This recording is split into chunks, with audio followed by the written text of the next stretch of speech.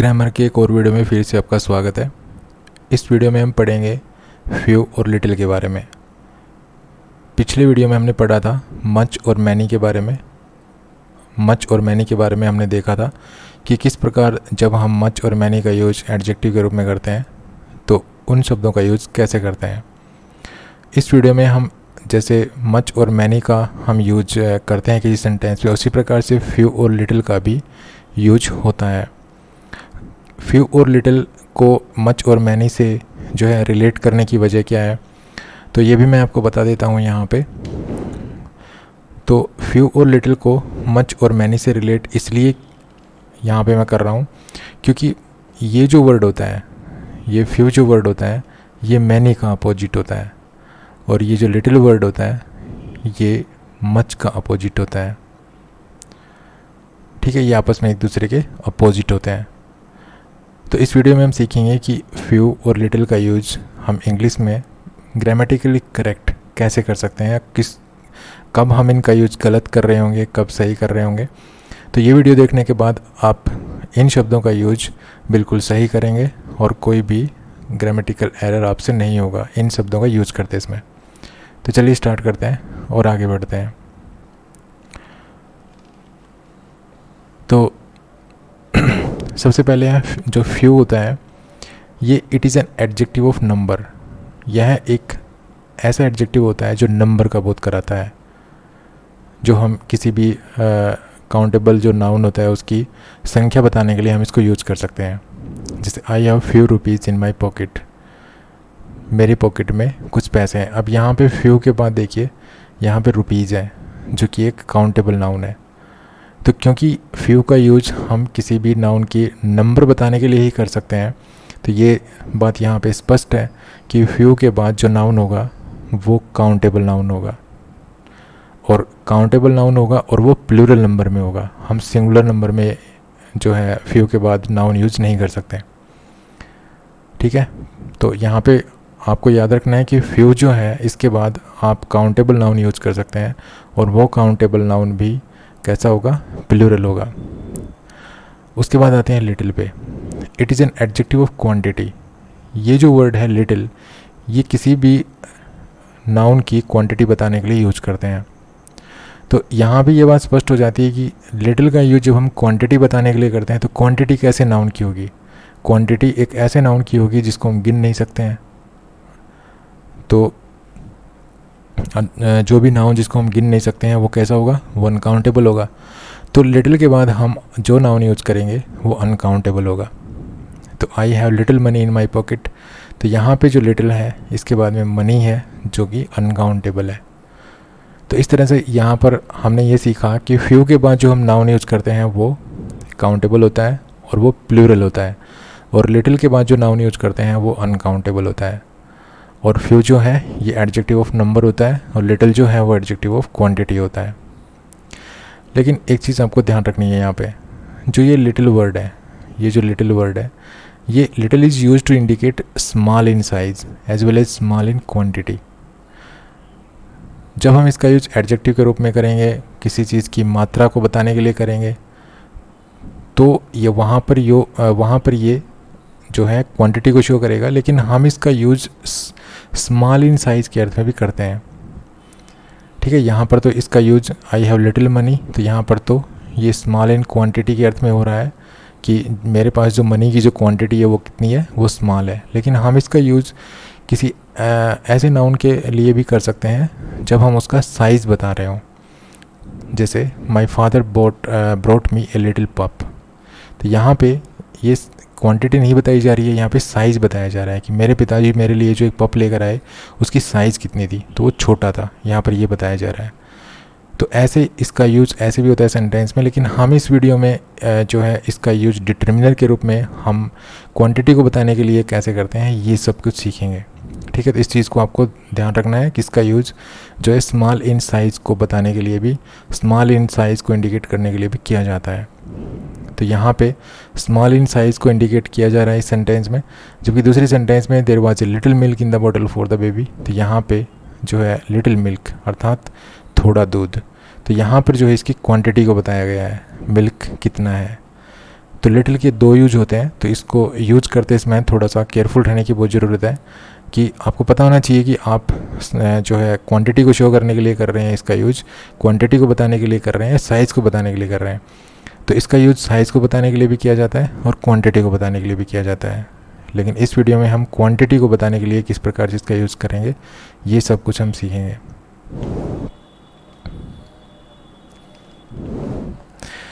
देखिए, सबसे पहले देखते हैं फ्यू को। तो फ्यू के 3 रूप होते हैं।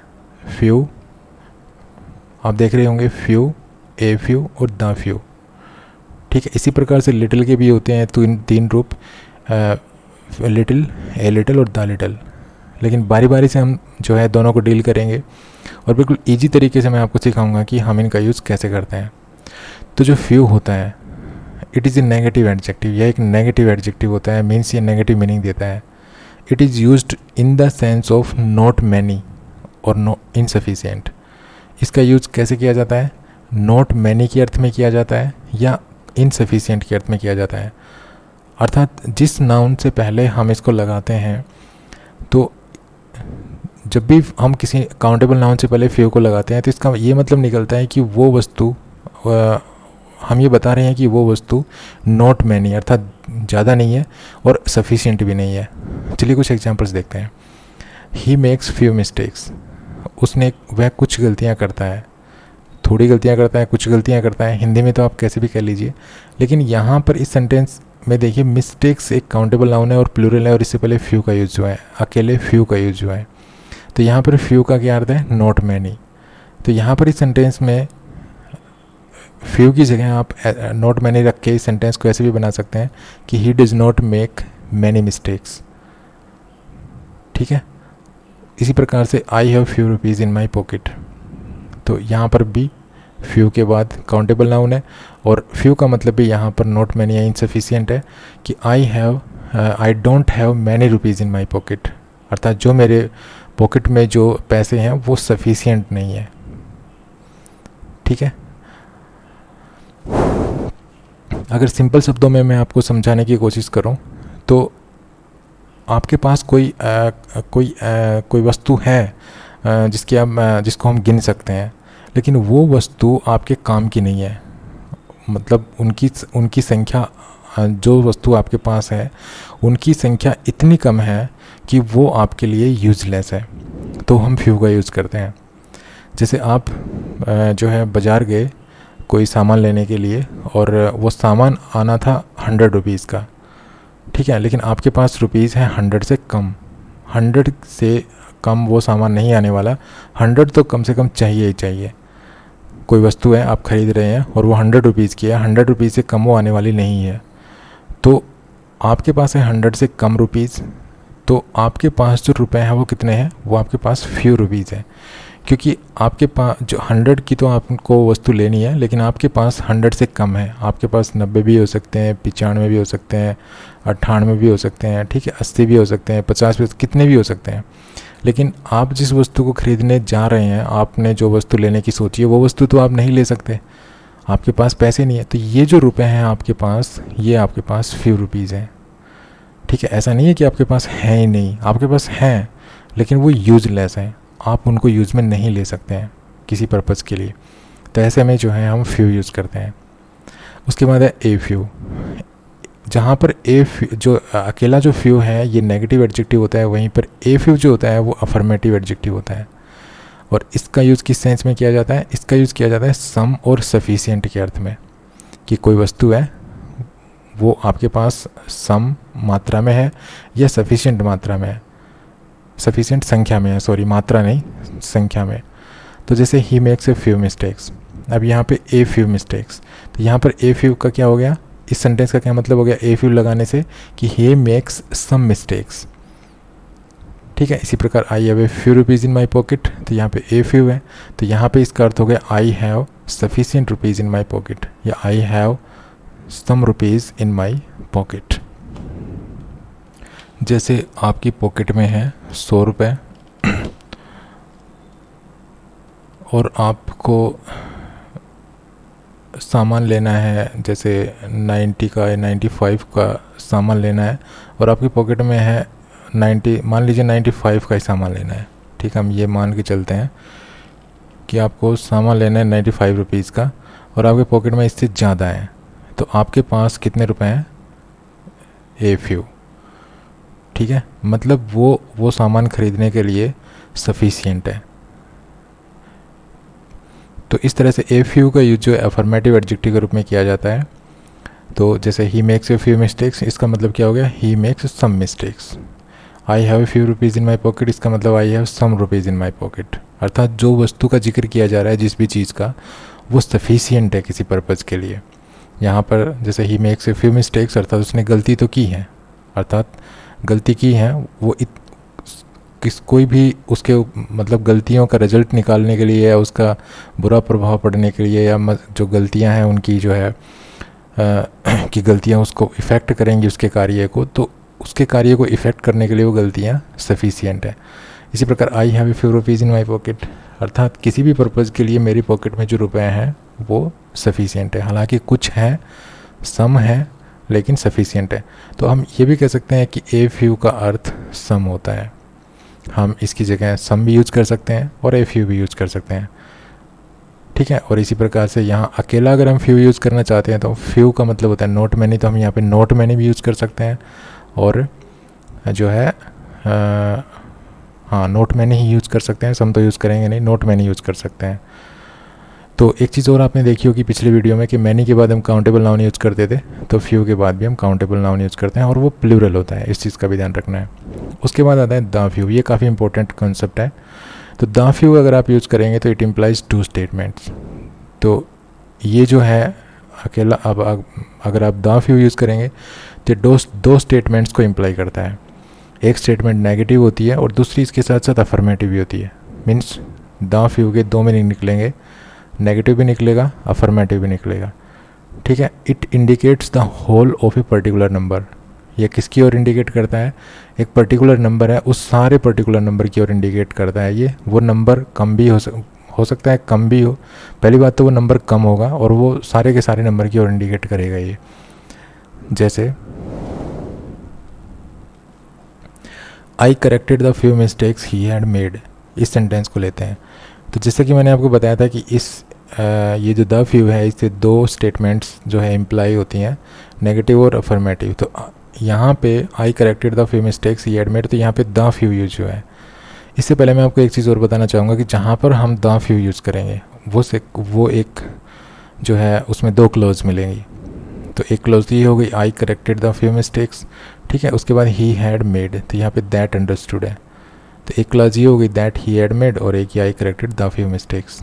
तो यहाँ पे जब भी आप द फ्यू यूज़ करेंगे तो उस सेंटेंस में दो क्लोज मिलेंगी, इसका मतलब दो सेंटेंस होंगे जो एक दूसरे से कनेक्ट होंगे, ठीक है। और दो वर्ब मिलेंगी। अब जैसे एक करेक्टेड वर्ब है, एक ये हैव वर्ब है, तो दो वर्ब हो गई। तो इस तरह से दो क्लोज मिलेंगी, इस चीज़ को ध्यान रखना है। तो हम बात कर रहे थे कि द फ्यू यूज़ करते हैं तो इससे दो स्टेटमेंट इम्प्लाई होती हैं, एक नेगेटिव अफर्मेटिव। तो इससे कैसे नेगेटिव अफर्मेटिव देखिए जो है इम्प्लाई होंगी। तो इस I corrected the few mistake he had made, तो इसका नेगेटिव मीनिंग तो क्या निकलेगा कि he did not make many mistakes, कि पहली बात तो उसने जो मिस्टेक्स की थी वो ज़्यादा नहीं थी। दूसरा अफर्मेटिव ये निकलेगा आई करेक्टेड ऑल ऑफ देम, कि मैंने उन सभी को जो है करेक्ट कर दिया।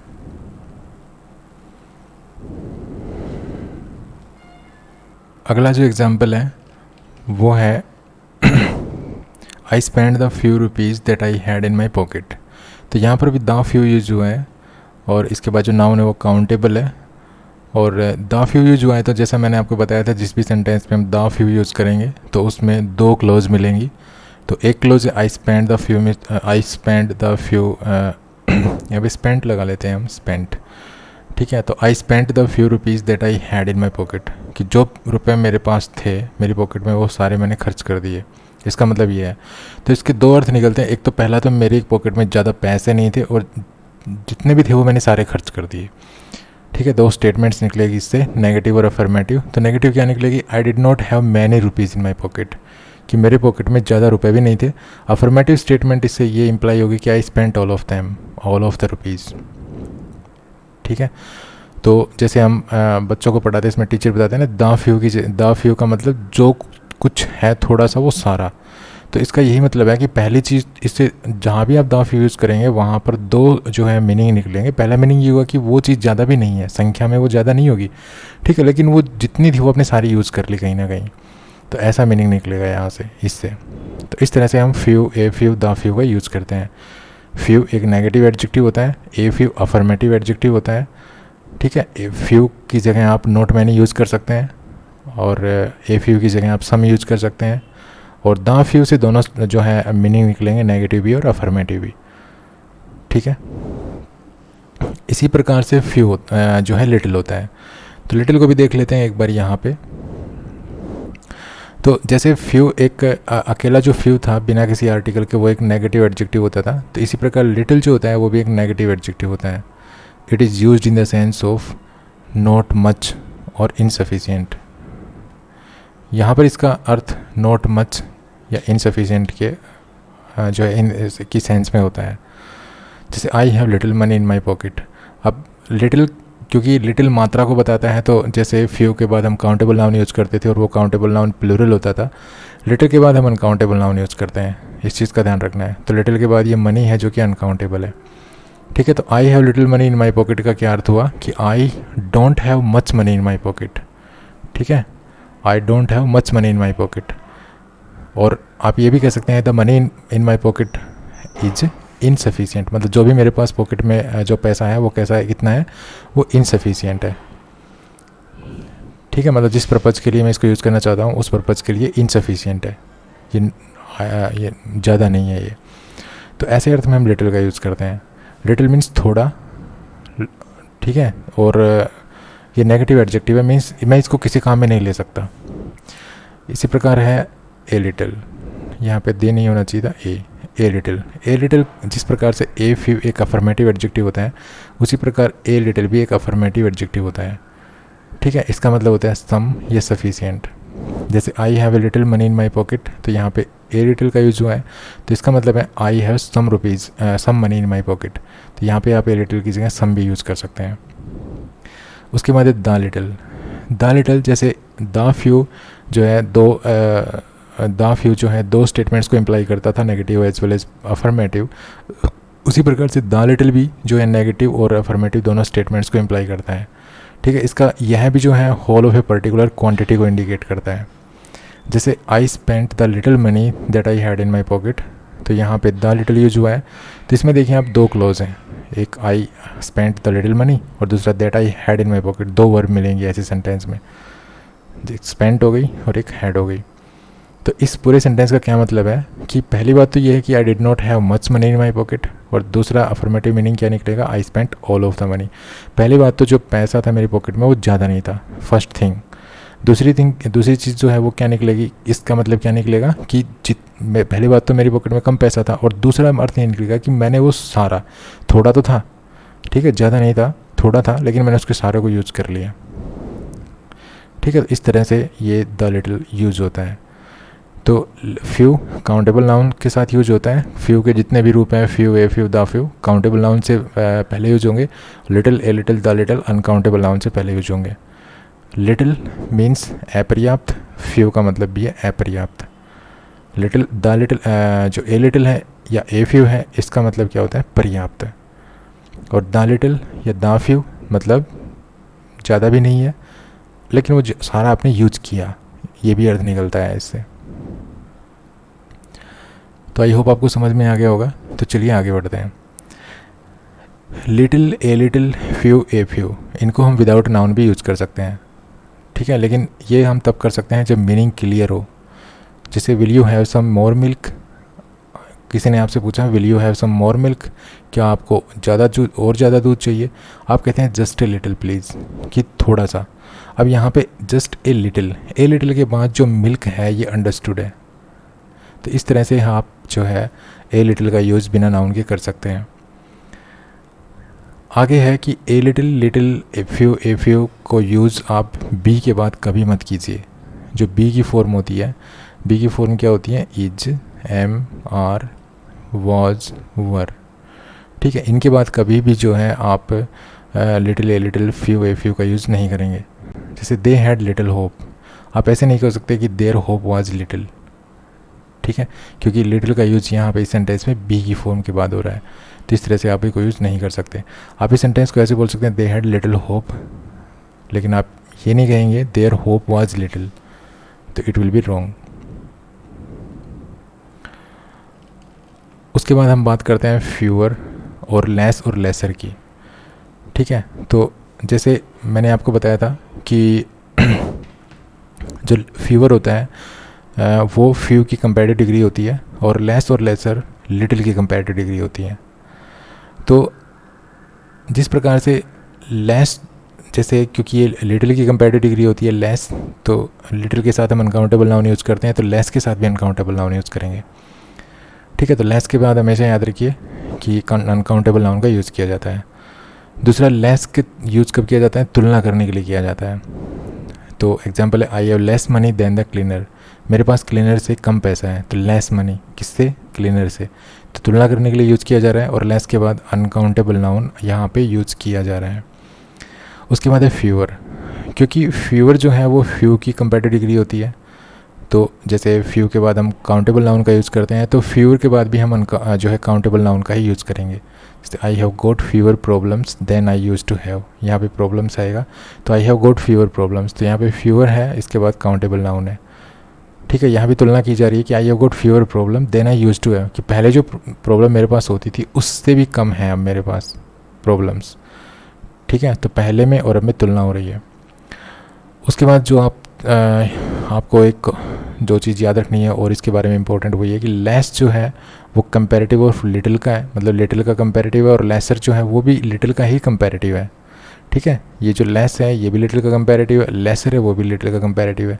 फिर इन दोनों में डिफरेंस क्या है? चलिए डिफरेंस पे विचार कर लेते हैं। तो लेस जो है, less is use to compare quantity, जो लेस जो है वो क्वांटिटी को कंपेयर करने के लिए यूज़ किया जाता है। जैसे there is a less sugar in that jar than that one, यहाँ पे लेस शुगर, यहाँ पे यूज़ किया गया लेस शुगर, तो यहाँ पे कंपैरिजन हो रहा है क्वांटिटी का। दो जार हैं उनमें एक जार ये है, एक जार ये है। ये कहा गया है कि भाई किसी भी जार में, मान लीजिए ये ए जार में बी जार से कम शुगर है, तो हम ये सेंटेंस यूज़ कर सकते हैं, there is a less sugar in that jar than that one. ठीक है, दो जार हैं उनमें शुगर है, लेकिन एक जार में दूसरे जार से कम शुगर है, तो ये सेंटेंस यूज़ किया गया। तो कंपैरिजन है यहाँ पे, क्वांटिटी का कंपैरिजन है। ठीक है, शुगर की कितनी क्वांटिटी है किसी जार में ये बताया गया है, और जो है शुगर एक अनकाउंटेबल नाउन होता है, तो हम इसकी मात्रा, इसकी क्वांटिटी को ही मेंशन कर सकते हैं, नंबर को मेंशन नहीं कर सकते हैं।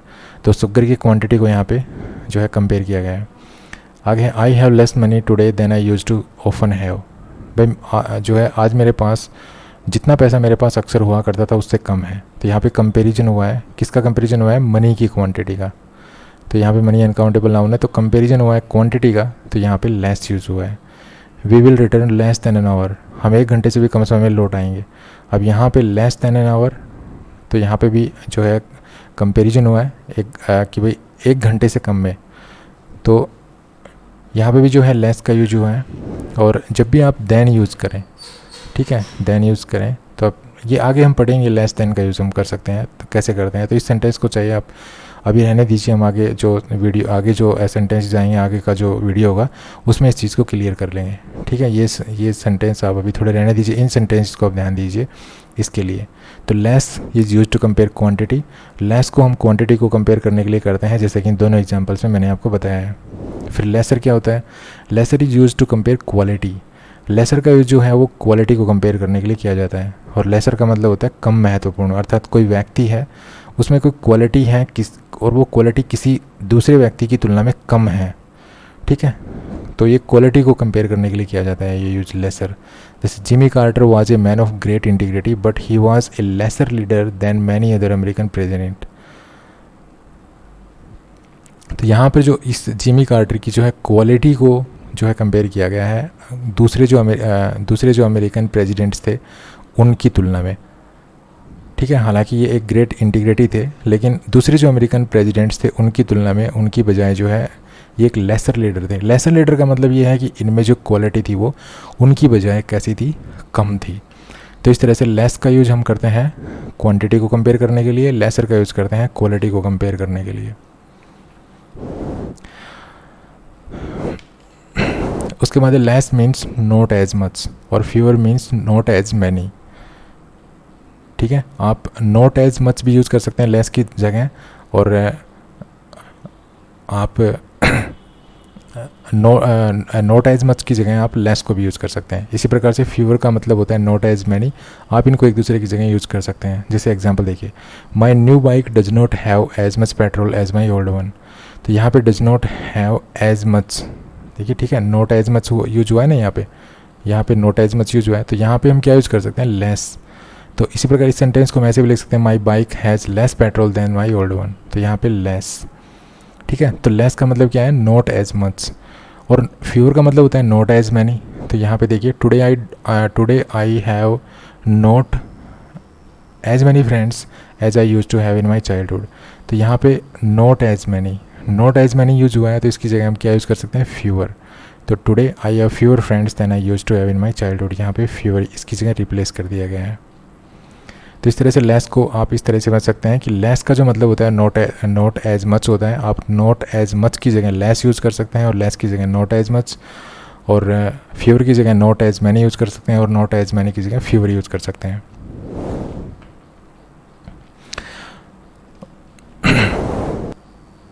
उसके बाद लेस और फ्यूअर को हम ऑफ के साथ और ऑफ के बगैर कैसे यूज़ करेंगे।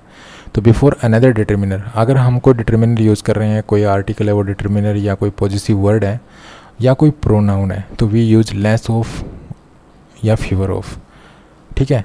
हम मान लीजिए लेस या फ्यूअर का यूज़ कर रहे हैं, ठीक है। और उसके बाद जो नाउन यूज़ कर रहे हैं हम, इस नाउन से पहले कोई डिटर्मिनर है, और वो डिटर्मिनर क्या है, या तो वो आर्टिकल है, या कोई पॉजिटिव वर्ड है, या कोई प्रोनाउन भी हो सकता है, ठीक है। कोई प्रोनाउन भी हो सकता है पॉजिटिव, जैसे कि दैम हो गया, देयर हो गया, हीज हो गया। और ना प्रोनाउन क्या हो गया पॉजिटिव, जैसे दैम हो गया, ठीक है, और ही, हीज, हिम हो गया, इस तरह से। तो आप जो है इसके साथ ऑफ यूज़ करते हैं, अदरवाइज आप ऑफ यूज़ नहीं करेंगे। जैसे if you want to lose weight eat less food, if you want to lose weight eat less food. अब फूड के साथ कोई डिटर्मिनर, कोई प्रोनाउन यूज़ नहीं हो रखा, तो हम लेस के साथ कोई ऑफ यूज़ नहीं करेंगे, ठीक है। इसी प्रकार fewer people make their own bread these days. अब यहाँ पे फ्यूअर के बाद में पीपल है, पीपल के साथ कोई डिटर्मिनर या कोई प्रोनाउन नहीं है, तो कोई फ्यूअर के साथ कोई ऑफ यूज़ नहीं कर रखा है यहाँ पे उसी। लेकिन इस सेंटेंस को देखिए, I would like to spend less of my time reading books. अब यहाँ पे टाइम से पहले ये डिटर्मिनर यूज़ कर दिया, ये लेस है, लेस के बाद ये नाउन यूज़ हुआ। उस इस जो टाइम है, ये जो नाउन है, इससे पहले हमने एक ये पॉजिटिव यूज़ कर दिया, तो अब लेस के साथ ये ऑफ यूज़ करना पड़ेगा अब। इसी प्रकार fewer of them could pass the exam, तब यहाँ पे फ्यूअर यूज़ किया, ये प्रोनाउन यूज़ हुआ, ठीक है, ये प्रोनाउन यूज़ हुआ, देखिए ये प्रोनाउन यूज़ हुआ। अब प्रोनाउन यूज़ हुआ तो इस दोनों के बीच में जो है ऑफ प्रीपोजिशन यूज़ करनी पड़ेगी।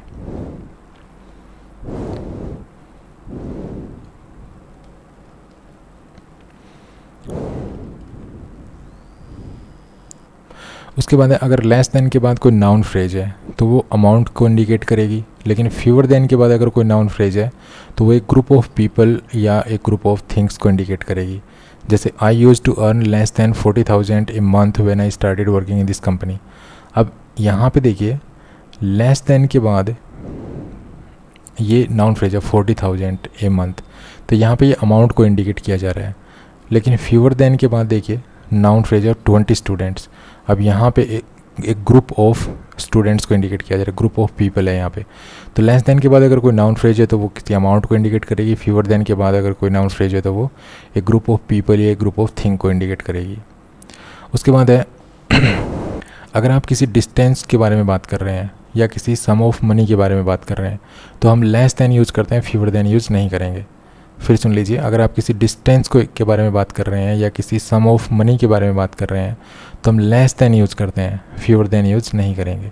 जैसे the station is less than A mile away from here. अब यहाँ पे जो है डिस्टेंस की बात की जा रही है कि भाई जो स्टेशन है वो यहाँ से 1 मील दूर है, तो यहाँ पे हम लेस देन यूज़ करेंगे, यहाँ पे फ्यूअर देन यूज़ नहीं करेंगे। ऐसा नहीं कहेंगे the station is fewer than A mile away from here.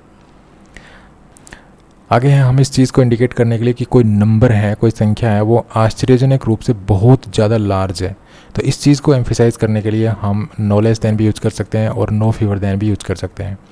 जैसे the team has had a no fewer than और no less than 10 coaches in just 5 years, कि भाई जो टीम है उसके 5 सालों में ही 10 कोचेज, ठीक है, 10 कोचेज मतलब वो उसके हो चुके हैं, 10 कोचों ने काम कर लिया उस टीम के लिए।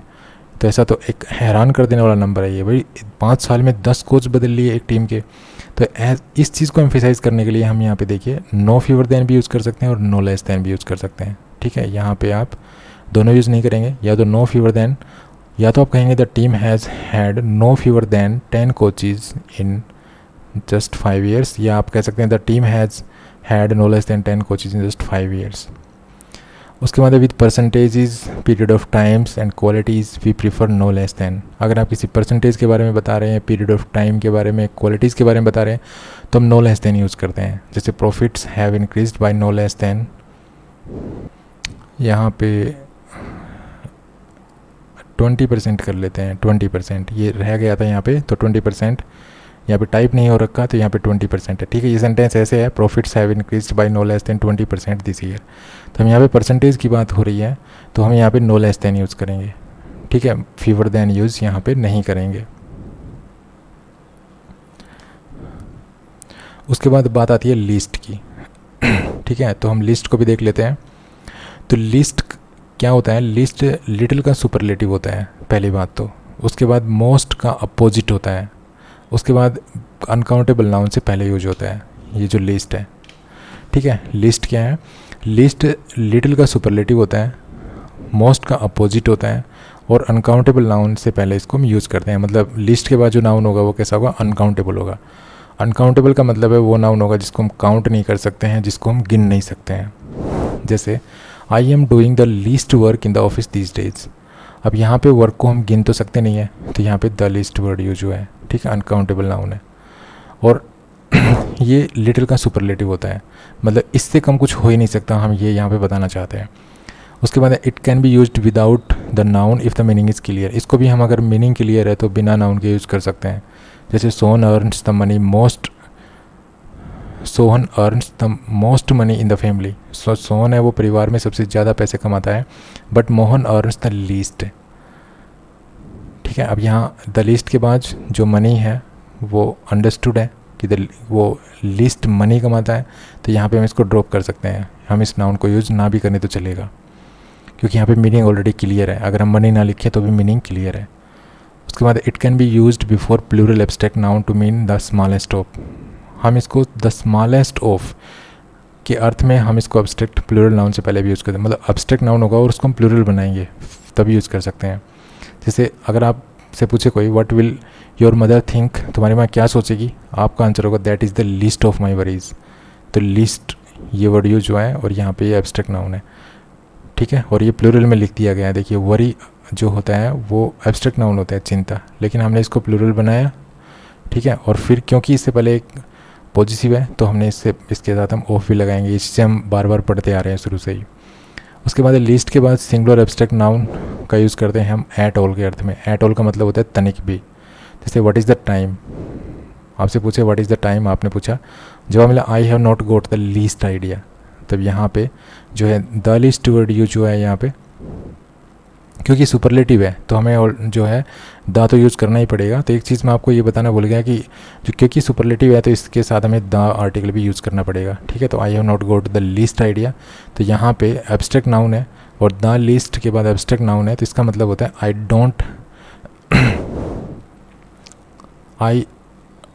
आई have no idea at all. तो यहाँ पे द लिस्ट का क्या मतलब है, एट ऑल। उसके बाद आता है फीवेस्ट। तो जैसा कि हम जानते हैं कि जो फीवेस्ट होता है वो क्या होता है, वो फ्यू की सुपरलेटिव डिग्री होती है। तो इसके साथ भी हम डेफिनेट आर्टिकल जो होता है द वो यूज़ करेंगे, क्योंकि द आर्टिकल को हम जो है सुपरलेटिव के साथ यूज़ करते हैं। तो फ्यू जो फीवेस्ट है ये क्या है, ये फ्यू की सुपरलेटिव डिग्री है और मोस्ट का अपोजिट है। उसके बाद इसको भी हम जो है प्लूरल नाउन से पहले यूज़ करते हैं। इसके बाद जो नाउन होता है वो प्लूरल होता है। तो he has made the fewest mistake in his writings, ठीक है, उसने अपने लेखों में सबसे कम गलतियाँ की हैं। तो ये मिस्टेक्स जो है ये काउंटेबल है और प्लूरल है, और इसके साथ फ्यूएस्ट के साथ डेफिनेट आर्टिकल भी है। Least can be used as adverb. Least को हम एडवर्ब के रूप में भी यूज़ कर सकते हैं, लेकिन जब हम लिस्ट को एडवर्ब के रूप में यूज़ करेंगे तो वो मोस्ट का अपोजिट बन जाएगा। जैसे she always arrives when I least expect it. अभी लिस्ट यहाँ पे एडवर्ब है। At least means no less than but more than. At least का मतलब होता है नो लेस देन लेकिन मोर देन।